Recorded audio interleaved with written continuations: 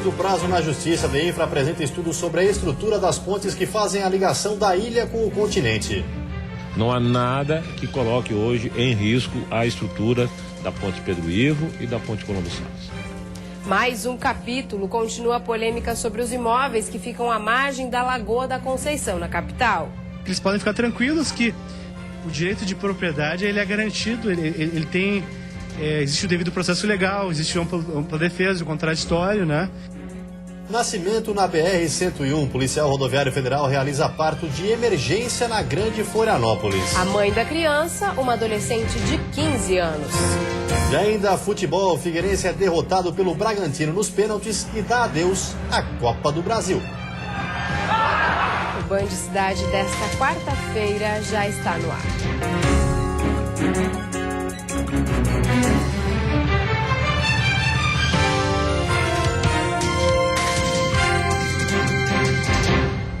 Olá, boa noite. Olá, boa noite. Terminou hoje o prazo para o DEINFRA apresentar o relatório sobre a situação das pontes que ligam a ilha ao continente. Apesar do tempo de uso das estruturas, o órgão fez questão de tranquilizar os motoristas. Não há nada que coloque hoje em risco a estrutura da ponte Pedro Ivo e da ponte Colombo Salles. A afirmação do presidente do Departamento Nacional de Infraestrutura e Transportes foi baseada nestes 4 relatórios. Os documentos foram feitos no ano passado, antes do DEINFRA suspender o contrato com a empresa responsável pelos estudos. As análises que indicam que não há problemas estruturais nas pontes Pedro Ivo e Colombo Salles foram feitas visualmente por especialistas. Até o momento, não foi realizado um exame detalhado. É um relatório superficial, porque é assim mesmo, é assim que se faz, com 27 especialistas. E aí sim, os verdadeiros especialistas, não pseudos especialistas que se auto-intitulam especialistas. O DEINFRA prometeu retomar o contrato com a empresa a partir do dia 1º de agosto para fazer os estudos mais detalhados. E com o término dos exames previsto para o fim deste ano, iniciar um trabalho de reforma nas 2 pontes. Os relatórios foram encaminhados hoje ao Ministério Público de Santa Catarina.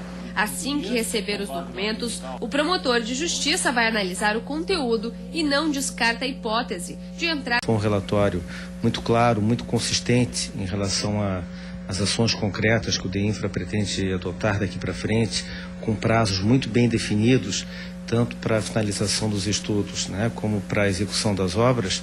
O Ministério Público até sexta-feira, até depois de amanhã, ele estará entrando com uma ação judicial. A ponte Colombo Salles foi inaugurada há 39 anos e recebeu uma única vistoria.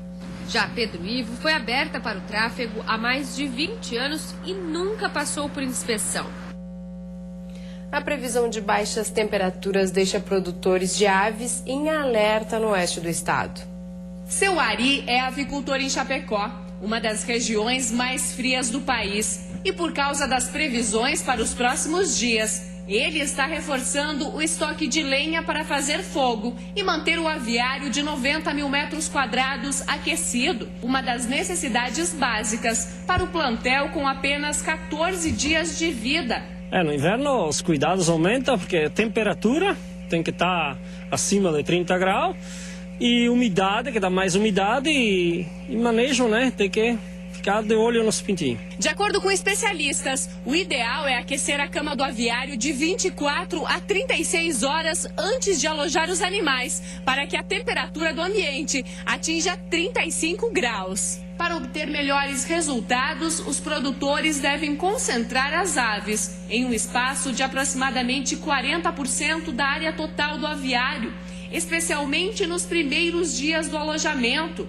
Na medida em que eles vão crescendo, cresce também o espaço destinado a eles, para melhorar o bem-estar, o acesso à alimentação e à água, sem provocar estresse. As baixas temperaturas tiram o animal da sua zona de conforto, né? E aí vai fazer com que o animal tenha um crescimento, um desenvolvimento mais lento. E isso vai fazer com que a ave tenha que se alimentar mais e vai aumentar o custo de produção. Então, o objetivo é manter, principalmente na primeira fase, ali até os 20 dias, 21 dias da ave, manter uma temperatura constante e uniforme em todo o alojamento. para garantir o bom desenvolvimento das aves. A temperatura nos primeiros dias de vida é de 35 graus, mas as baixas temperaturas e a falta de controle nos aviários também podem trazer doenças e causar a mortandade dos animais. Sim, alimentação adequada para evitar um comprometimento cardíaco e aparecer aquilo que chamam de barriga d'água, né? As síndromes ascíticas, que também dá mortalidade e prejuízo para o avicultor. E a seguir, as alergias de inverno. Veja como prevenir e tratar. E a Anvisa divulgou uma lista de medicamentos que estão mais baratos.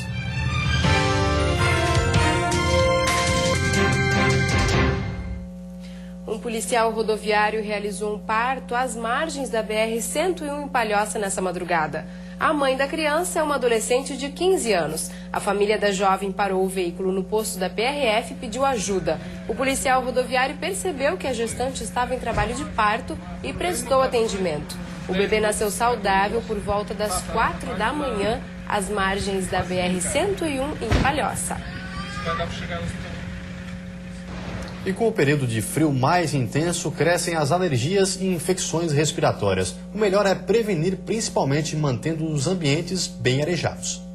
Fernanda é a mãe de Pedro, de 9 meses. Para ela, inverno e temperaturas baixas são sinônimos de preocupação. E a partir do primeiro frio, ele começou já com as febrezinhas e gripinhas e até evoluir para o estágio de não chegou a ser pneumonia, mas uma pré-pneumonia. Levantamentos apontam que 25% da população sofrem com alergias e infecções respiratórias no inverno, sendo as crianças e idosos os alvos mais fáceis.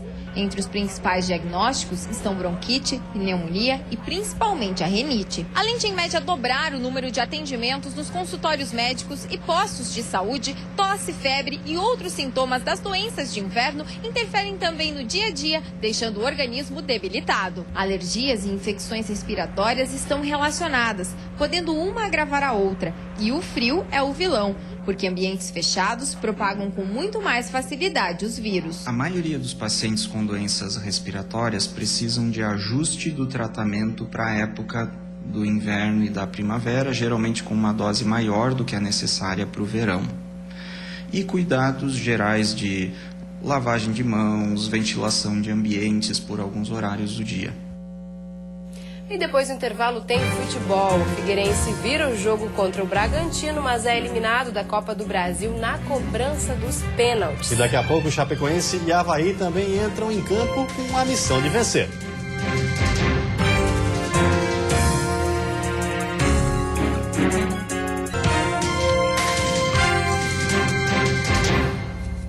Futebol, esperança e decepção ontem à noite no Orlando Scarpelli. O Figueirense, que perdia por 1-0, virou o jogo contra o Bragantino pela Copa do Brasil, mas acabou sendo eliminado na cobrança de pênaltis.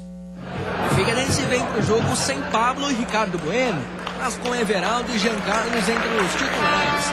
Com muitos volantes em campo, o time alvinegro tem dificuldade para sair jogando e aos 19 minutos é surpreendido pelo adversário.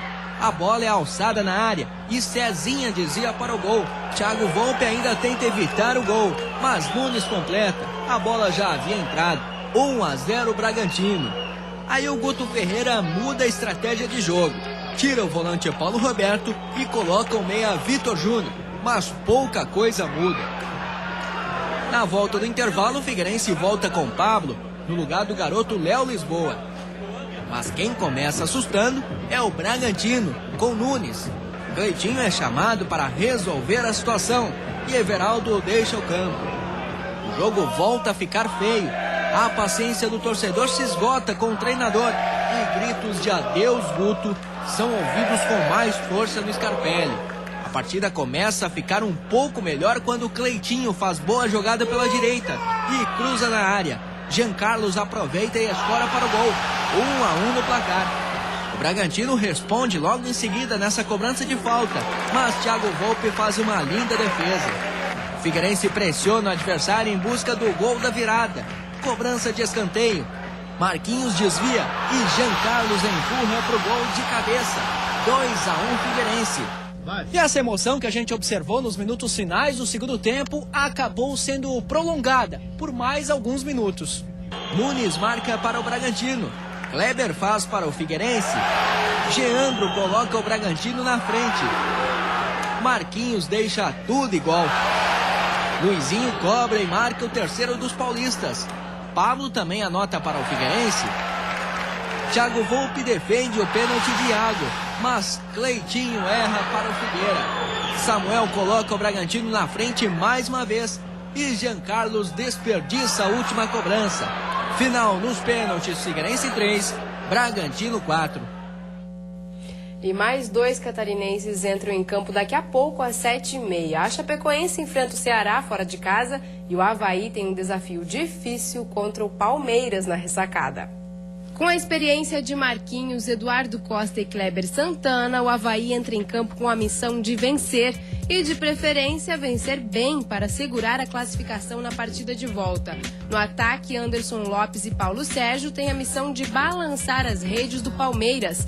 E lá atrás, no gol havaiano, Wagner fica com a responsabilidade de não deixar a bola entrar. O goleiro está confiante. Na semifinal do Paulistão, a gente conseguiu uma vitória de 1-0 nos 90 minutos, o que nos deu a oportunidade de disputar a final do Paulistão. Mas é uma equipe muito qualificada, vem muito bem treinada com os reforços nessa parada da Copa, vem jogando, embora não tenha ganhado, vem fazendo grandes jogos. Espero que eles continuem fazendo um bom jogo e perdendo pra gente aqui também. A Chapecoense, que vem de uma vitória histórica contra o São Paulo pela Série A do Brasileiro, enfrenta o Ceará em Fortaleza. O time nordestino é o líder da Série B, por isso a Chape não vai ter moleza. No jogo de ida na Arena Condá, o resultado foi 2-1 para o Ceará. Agora o Verdão do Oeste precisa vencer por 2-0, 3-2, 4-3 ou mais. A grande novidade para o jogo de logo mais é a reestreia do artilheiro Bruno Rangel, que estava no futebol do Catar. Em Ibituba, no sul do estado, a temporada de observação de baleias francas já começou. Chegando a medir mais de 17 metros de comprimento, as baleias da espécie franca chegam a pesar 60 toneladas. Mas o grande porte não impediu a caça predatória, que começou no início do século XVIII e seguiu até o fim da década de 70. Hoje, protegida por rígidas leis ambientais, a quantidade de baleias avistadas é maior a cada ano. Elas contam com o trabalho de profissionais como os biólogos do Projeto Baleia Franca. Através do conhecimento e da observação da movimentação dos mamíferos, eles garantem que os animais possam ter tranquilidade na passagem por Santa Catarina, que ocorre principalmente entre os meses de maio a outubro. O trabalho, ele define as áreas onde é que as baleias estão e aí a gente consegue focar o esforço de conservação justamente aonde que elas estão. Então é fundamental nós conhecermos onde, quando e quantas baleias estão na região. É em busca de águas mais tranquilas e quentes que as baleias francas procuram o litoral catarinense. O principal objetivo dessas gigantes do mar é reproduzir e amamentar os filhotes, um momento muito importante. Um ambiente que não tenha predadores para dar uma chance maior para o filhote conseguir sobreviver e retornar para a região das áreas de alimentação, que é a próxima região da Antártica. A gente tem baleias diferentes, apesar de serem da mesma espécie, são indivíduos diferentes que vêm a cada ano. Nós temos uma taxa de retorno de 3 em 3 anos das baleias que vêm para cá. Então isso também, sem dúvida nenhuma, reflete preferências individuais e pessoais e necessidades fisiológicas diferentes das baleias. No Brasil, a observação é feita em sua maior parte por terra, já que é proibido nadar ou mergulhar com as baleias. Além disso, existem restrições para a aproximação de embarcações. Mas a lei não trata de casos como o que ocorreu em Porto Madryn, na Argentina. O vídeo publicado na internet mostra pai e filho em um caiaque, observando as baleias. 3 mamíferos adultos se aproximam da embarcação. Uma delas chega a erguer o caiaque por alguns segundos. Logo depois, as gigantes seguem nadando tranquilamente. O vídeo já possui mais de 1 milhão de visualizações em apenas 3 dias. De acordo com a coordenadora do Projeto Baleia Franca, o comportamento dos mamíferos foi normal, mas essa aproximação não é aconselhável. O risco de um encontro acidental ou mesmo proposital por parte, né, da pessoa que está ali do caiaque, por exemplo, ele é bem grande, porque é um animal que pode realizar um movimento brusco e pode machucar uma pessoa, pode derrubar a pessoa do caiaque. A gente já tem vários relatos aí de situações acidentais que aconteceram e que as pessoas não se machucaram, propriamente ditas, mas levaram um grande susto. É uma aproximação que não é nem um pouco recomendável. Até o momento, poucos animais foram avistados em Santa Catarina neste ano, mas a temporada, que vai até o final de outubro, está apenas começando. A quinta-feira vai ser de céu encoberto, com chuva em todas as regiões. Entre o final da tarde e a noite, uma massa de ar seco e frio diminui a nebulosidade e o tempo começa a melhorar. A temperatura mínima deve ficar em 5 graus na Serra e a máxima em 22 na Grande Florianópolis, litoral norte e oeste do estado. No Planalto Norte, mínima de 11, máxima de 17. No Vale do Itajaí e Sul, a máxima chega aos 21 graus.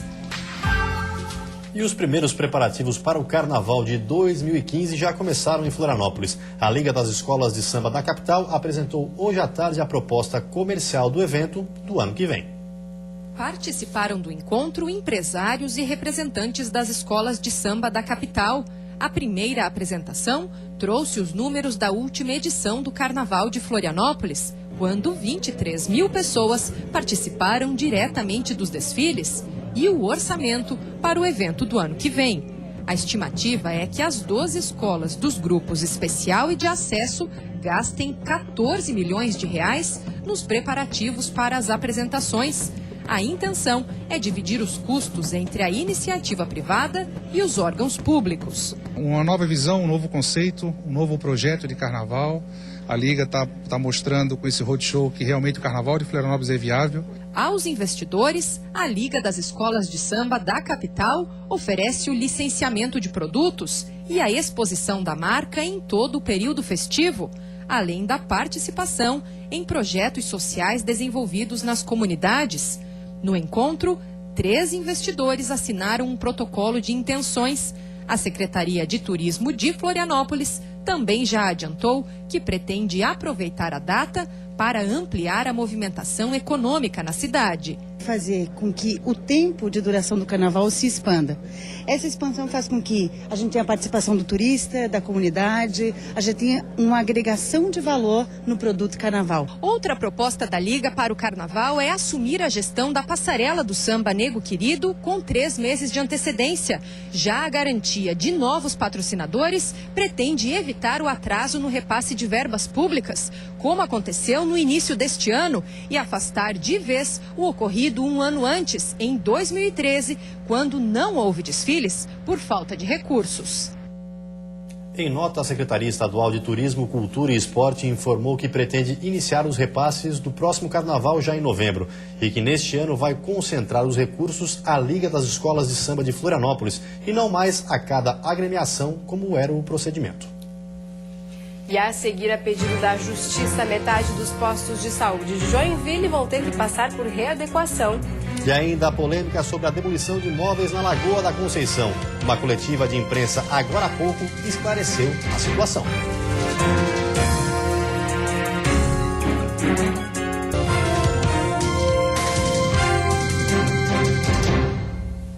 Uma boa notícia para quem toma remédios regularmente. A Anvisa divulgou uma lista com mais de 170 medicamentos que ficarão mais baratos.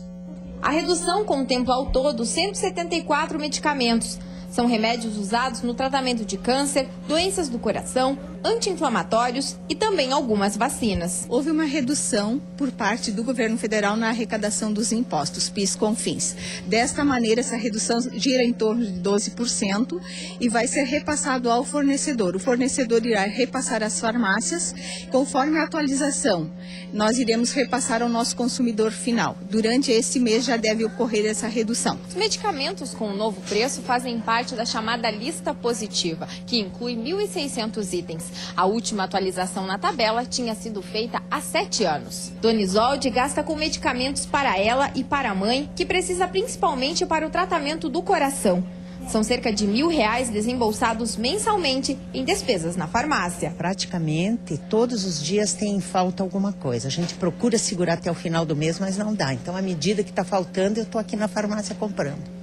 Então, é muito bom que tenha esse desconto. Ainda bem que o governo lembrou de fazer alguma coisa pelo povo. As farmácias terão que respeitar o valor máximo estabelecido. E como o preço pode variar de um fabricante para o outro, a dica é que o consumidor pesquise antes de comprar. E metade dos postos de saúde de Joinville vão ter que passar por um tipo de readequação na estrutura. A constatação veio com um relatório da Vigilância Sanitária feito a pedido da Justiça.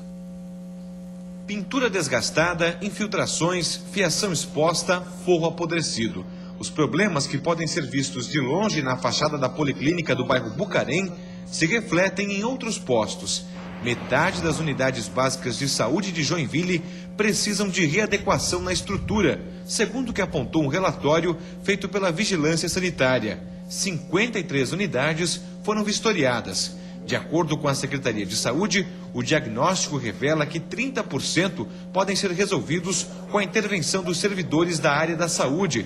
E para o restante, já há um planejamento. A gente já tem o diagnóstico montado, está estabelecendo o planejamento para pontualmente resolver cada problema. O relatório faz parte de uma decisão da Justiça que determina ações para melhorar o atendimento à população nas unidades básicas de saúde.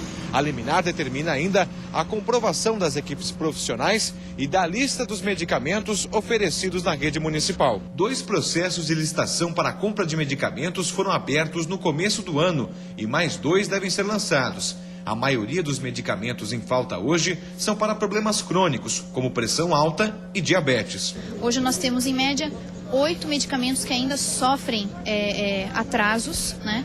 E pontualmente a gente vem atacando, notificando por descumprimento de contrato fornecedor, enfim, para que a gente ganhe efetividade com isso. O município tem prazo de 180 dias para fazer as adequações exigidas na liminar, que foi expedida em maio, com possibilidade de prorrogação do prazo para mais 180 dias. E a Justiça Federal concedeu agora há pouco uma entrevista coletiva para esclarecer a polêmica decisão judicial que teria determinado a demolição de centenas de imóveis na Lagoa da Conceição. O juiz Marcelo Cras Borges, da Vara Federal Ambiental de Florianópolis, reuniu a imprensa hoje à tarde para esclarecer a decisão, que já completa 11 anos. O juiz federal negou que a sentença determine a demolição de imóveis na Lagoa da Conceição. De acordo com ele, o processo teve o objetivo de cobrar o poder fiscalizador da prefeitura sobre as construções iniciadas a partir de 2003, data em que o Ministério Público Federal ingressou com a ação civil pública e quando passou a valer uma liminar da Justiça Federal, confirmada em instância superior em 2005. Só esses imóveis poderiam estar em situação irregular e, mesmo assim, ainda teriam direito à defesa em processos individuais. Eu acho que eles podem ficar tranquilos que o direito de propriedade ele é garantido, ele tem, existe o devido processo legal, existe ampla defesa, o contraditório, né? E que não pode ser desrespeitado, né? Seja por uma decisão judicial, seja por um ato administrativo. O magistrado ainda esclareceu que uma audiência de conciliação está marcada para o dia 13 de agosto na Justiça Federal. E nela, a Prefeitura de Florianópolis e o Ministério Público Federal poderão realizar um acordo, mesmo após o encerramento do processo, para que o cumprimento da sentença seja mantido, mas com bom senso. O Ministério Público trouxe provas, documentos de que houve construções a partir de 2013, durante todos os últimos 10 anos. Isso é uma questão que o município tem que verificar. Se ficar comprovado, daí o município tem que exercer o poder de polícia, como foi determinado pela decisão já transitada em julgado. E você fica agora com o Jornal da Band. Uma ótima noite a todos e até amanhã. Uma boa noite para você e até amanhã.